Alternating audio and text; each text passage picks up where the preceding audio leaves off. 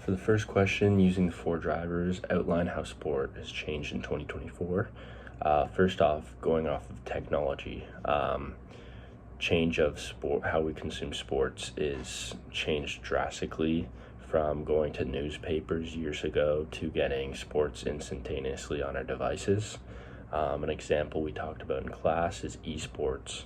Esports started up many years ago, and technology has turned that around, making video gaming into consoles where we can get stuff online, where we can compete against people all over the world. And this has turned into tournaments. One game in specifics is League of Legends, which is hosted all over the world for esports gamers to compete in. Next, we have commercialization, which has become a huge part in sports since the 60s, when media rights and broadcasting was the most significant part. Allows people to watch sports on TV instead of just using the radio. Commercialization has changed recently, allowing athletes to promote their personal brand when they partner with companies on endorsement deals. This helps reveal athletes' image to the public. Now we're going to talk about convergence, which is, according to the reading, the buzzword in media studies, meaning that this is how sport media has changed and it's always changing. Consuming sports used to be through a radio or through antennas to broadcast. And also the changing of cross-media ownership. Many companies do not just have the rights to one sport, they also have the ability for multiple ownership of several different products. Next, we move on to globalization. Out of all four drivers, the first three are said to be heavily influenced on how globalization has become a driver. And this refers to talking about international expansion of sports, and the media is the main driver of globalization as sports can be watched worldwide. So moving on to part B, how I think it'll change in the future. Moving on to technology, I think AI is going to be integrated a lot more into sport. We already see it with VR coming in, being more of an experience for fans, getting them closer to the game. Then there's also commercialization. Previously said about esports are going to be like the future, I believe. Moving with technology, I think it could go into VR, and I think sky's the limit for virtual reality in that. Another thing is NFTs. I know the Golden State Warriors have put out NFTs, same with other teams, and that's a very big currency thing. I'm going to think that'll be in the future as well. Convergency, I can see big organizations moving into sports broadcasting like Disney Plus and Netflix. They already have Christmas games. For example, NBA, NFL have Christmas games on Netflix, and I see them in the near future permanently moving on to those streaming services. Lastly, we have globalization, which I'm just thinking it's going to be a continuation of growing sports to Asia, Africa, and Latin American countries. Moving on to question 2, outlining how sports are able to use the media to disseminate their product to the widest audience as possible. First off, social media pages like Instagram, Facebook, and X, I see have more niche sports like cricket or table tennis, just because it's not on a paid broadcast, and I feel like many people in Canada, it's just not in their culture to watch those kind of sports. Then we also have streaming services. Netflix has their Drive to Survive, like we talked about in lecture, their F1 documentary bringing exclusive look into the niche sport it once was. Same with the NWHL, which partnered with Twitch. Third, we move into YouTube videos. Since it's worldwide on YouTube, anyone can make a video, such as tutorials all the way to making highlights of niche sports around the world. Then we also have podcasts, which creates a more personal connection with the sport and the players. For example, we have a podcast like Joe Rogan. He has some athletes on there, and they talk about their life and how they got there, and also promoting their self-brand. Lastly, other sports have also influenced fans to post online about their fan experience, which I think is great for teams to get more people into their events, promoting their sport events. All right, so third question, talking about entertainment, information, and education covered in sporting events. First off, with entertainment, that's pretty much the thing that attracts the fans, what the fans want to be there for.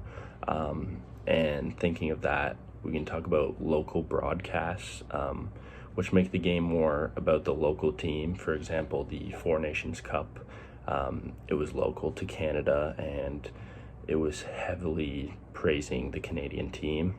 And this helps create that sense of collective identity that we talked about in class. Same with the Raptors. The Raptors have that saying from PEI, or saying a different city each time someone hits a three, and it's kind of engaging people around Canada to support them. Second, we move into information. Now, during intermissions, broadcasters will break down how teams are doing during the season, or how a player's doing during the season, and this just kind of gives an insight to fans on how the player's doing. If the player's injured, determines on if a fan wants to go to the game. If, say, their player's injured, they might not want to go to the game, their favorite player. Last is education. Now, in the NFL and the NBA, they have statements now about saying stop racism or spread the love, which represents the league trying to educate fans to be better people in sport and out. Fourth, we're going to be talking about how sponsors seek to gain access to fans, and how fans are encouraged to consume sponsors' products via exposure in the media. Now, first off is ads during broadcasts. An example of that is NFL has advertisements for trucks, barbecue brands, fast food places, and the NFL is scheduled at night or on the weekends, usually on Sundays, and a lot of their ads are targeted to older men or fathers, and a lot of older men like trucks, they like barbecues, and that is the time that these older men or fathers are at home from work watching football, so that's kind of targeted to their specific target audience. Second, we have athletes on social media. An example of this, athletes will post certain brands that they're partnering with to give company brand exposure.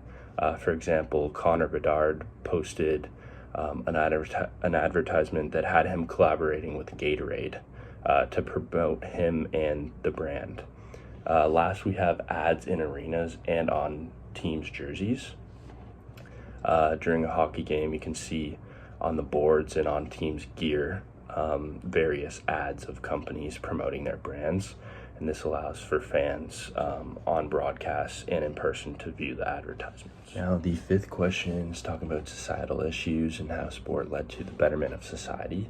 Now, recently we had the Four Nations Cup, and the tension between the States and Canada can serve as a societal issue, as Canada looked to show their national identity after winning the Four Nations tournament. And this kind of sparked hope and a sense of community in the eyes of Canadians, showing that the States cannot take our identity as they try to fight us with tariffs and make this 51st state message to us. And then secondly is historically the Title IX has served as a pathway for women to be made equal in sport, allowing female participation in sport. Many female athletes hold a strong voice today to women in sports, now since Title IX. More recently, Serena Williams, who has been a voice for young women for years, she's an advocate for equal pay, promotion of women's sport, and gender equality. Moving on to question 6, talking about how sport organizations use PR. First off, we have positive image. Now, for example, the NHL has a program called Hockey is for Everyone. This provides kids with resources in low-income communities to be able to participate in sport. And this kind of gives a positive image on the NHL, saying that they're helping grassroots communities. Second is crisis management. In lecture, we discussed Hockey Canada's crisis about the sexual assault scandals. One of the ways they solved this crisis was they publicly apologized and all board members stepped down, forcing a change in governance to move forward from the issue. Third, we have sponsorships. Teams express their values to attract companies, values being how big the team's fan base and where their market reaches. An example is tennis, sponsored with Rolex. Rolex is a huge company and they rely on that international fan base that tennis holds. Fourth is fan engagement, getting the fans involved, hosting an event in the community, doing charity events. An example of this is players going to hospitals to talk to sick kids and help them fight their battle, inspiring them. Last, we have promoting future events. Effective PR can create a buzz around things, which can help get more fans in the door. For example, the upcoming World Cup in 2026. Moving on to the 7th question, 3 methods I would take as a media member to ensure more balanced coverage of women's sports. First off, I'd say focusing more on women achievements. I find that, in the media, we don't praise women for their athletic skills as much as we do for their personal level. And if we praise these athletes on their game more, it would be way more beneficial. As we discuss in class, female athletes in the media are commented on how attractive they are, and men, we say how good they are at the sport. And we need to start treating them, all athletes, as well as we do as the men. For example, Simone Biles, she's an amazing athlete with 7 gold medals, and that's a very prestigious athlete right there. Second, we have pushing for equal media coverage. Now, this is a difficult one to do because there's not a lot of money in women's sports, but we discuss in class how women get a small fraction of the media that men do, and if we get a push for equal coverage, it can really change the game. And an example, NBA games are aired much more than WNBA games are. Lastly, we also have women in sport jobs.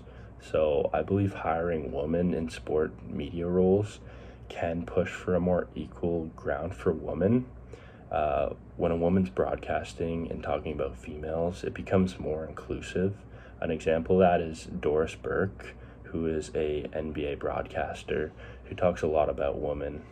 Lastly, one thing that I find really captivating about the course so far is I was very fascinated about the convergence of how sport and how it's changed in the past years, going from being able to listen to it on radio to now being able to broadcast it, streaming online from all over the world, now getting social media messages instantaneously, and I just thought that was so fascinating to learn about. The last few things that I thought were really cool about the course, the esports lessons were very interesting. As someone who loves gaming, I didn't realize how popular gaming was, and how up there it is with other sports. It's amazing that ever since the internet's come out in the 90s, technology has really come a long way, advancing our world, and I'm really interested to see how esports grows in the coming years.